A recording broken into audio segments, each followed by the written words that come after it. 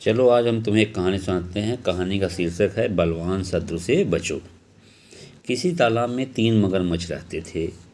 एक बार कुछ धोबी उस तालाब के पास के रास्ते जा रहे थे तो चलते चलते रुक गए और उन्होंने तालाब में झांक कर देखा तो उनके मुंह में पानी भर आया।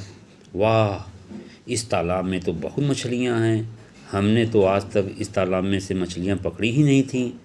उन्होंने कहा, चलो कल सुबह आकर इस तालाब में कुछ मछलियाँ पकड़ेंगे।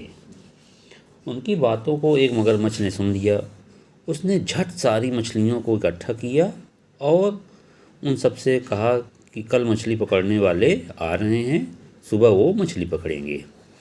मौत को सिर पर मंडराते देखकर सब चिंतित हो गए। सभी बैठे सोच रहे थे कि इस मौत से कैसे बचा जाए। तो बहुत सोच समझ के पश्चात उन्होंने यह निर्णय लिया कि इस तालाब को छोड़कर किसी दूसरे तालाब में चले जाना चाहिए। ऐसे अवसर पर कहा गया है कि शत्रु बलवान हो तो भाग जाना चाहिए या फिर किसी किले का सहारा लेना चाहिए।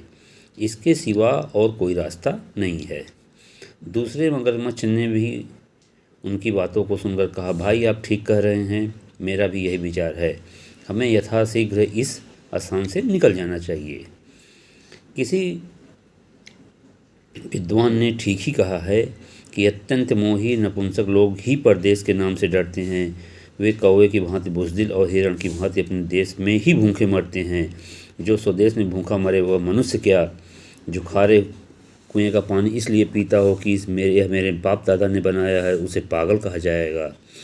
तो सब लोगों ने मिलकर तालाब को छोड़ने का निर्णय कर साथ वाले किसी तालाब में चले गए और इस प्रकार उन्होंने अपनी जान बचा ली।